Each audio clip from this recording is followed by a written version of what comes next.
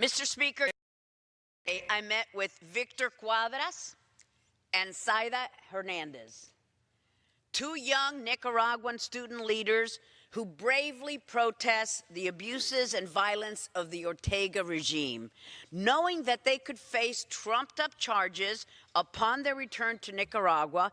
Victor and Zaida feel a unique sense of responsibility to come here to Washington to advocate for justice and liberty for their homeland. They represent the voice of the Nicaraguan people, old and new generations, who desire nothing more than a free and democratic country where one can be prosperous and live without fear of repression. What a concept. And we must listen to their pleas, Mr. Speaker.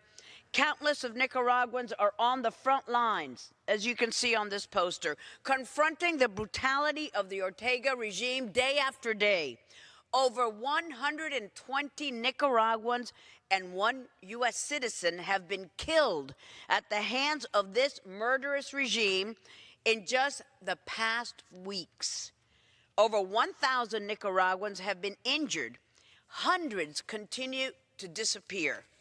Mr. Speaker, I was on the floor yesterday, and here I am again for the fourth time since the regime's crackdown on the Nicaraguan people began on April 18th, because I believe that it is vital now more than ever for the United States to support the people of Nicaragua in its fight to reestablish democratic order.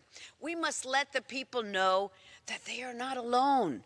Earlier this week, I was joined by Republicans and Democrats, representatives and senators in urging the administration to sanction two of Ortega's many thugs.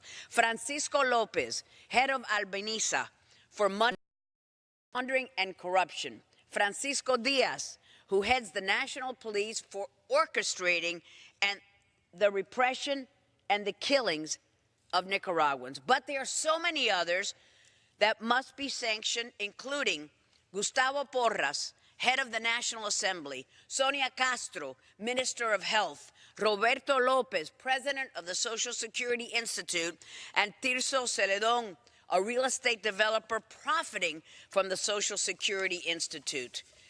Each of these individuals is part of Ortega's inner circle and is responsible for those acts of corruption and human rights violations, all of which have been widely reported.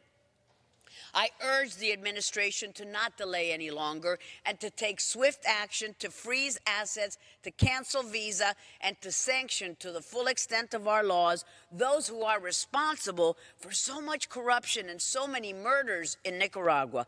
We have a moral responsibility to lead the way and help bring to justice those responsible for the atrocities that we see happening in that country. We need to send a clear message that the United States is paying attention and that those terrible acts will not go unpunished.